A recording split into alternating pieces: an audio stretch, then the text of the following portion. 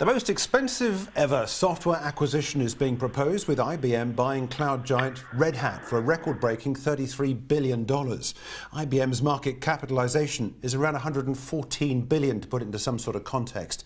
Now, why has IBM done this, and what's the deal really about? Well, Alex de Groot is owner of de Groot Consulting. He joins us now on the phone.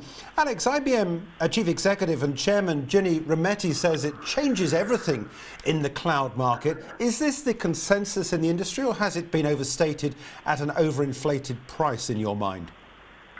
Okay, so the price premium being paid here is 60% over the trailing Red Hat share price. So that's a big strategic premium to pay for IBM. It's going to take the market by surprise. The market knew that IBM was having a problem growing its top line, and it knew that it didn't rank highly in terms of the global cloud players. But they're really paying a full price here, and I could see the IBM stock setting lower initially as investors digest just what a big price they're paying. Is it a game changer, or have they taken on far too much? I think what the listeners or the viewers need to know is that IBM ranks 4th or 5th or lower globally in most regions for cloud, for public cloud.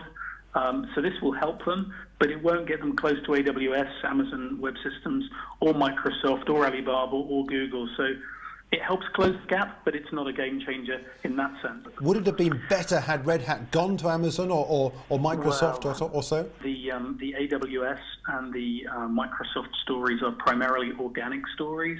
I think most people in the industry knew that IBM was on the lookout for expansion. Red Hat has been around since the mid-90s. It's primarily known for a product Linux.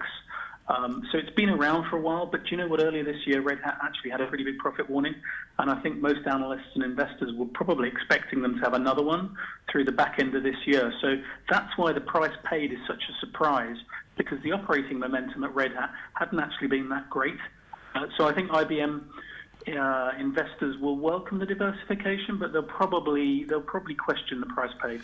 Okay, so in that case, do you think this will get through the shareholders of IBM? So in terms of materiality, IBM has a market value of $114 billion. Red Hat on this transaction will be $34 billion. So yes, in terms of materiality, shareholders will have to give it the thumbs up. But generally what happens is that they're sort of sounded out philosophically, if not in terms of detail, then philosophically as to whether or not they'd be for such a deal.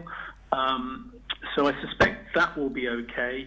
I think the bigger issue here is basically whether or not this is the beginning of a number of mega deals throughout the TMT and social space over the next 12 months.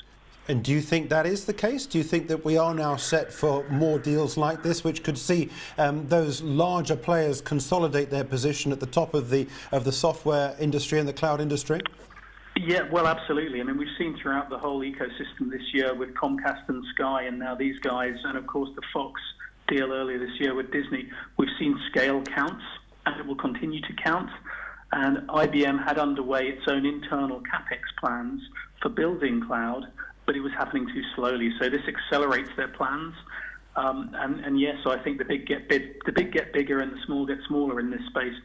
And it's a global marketplace, with the exception of China, where you have sort of country-specific players. So yeah, I think we're set for more deal flow in the year to come. Exciting opportunities then. But Alex, in the meantime, thanks for joining us. Alex de Groot from Alex de Groot Consulting.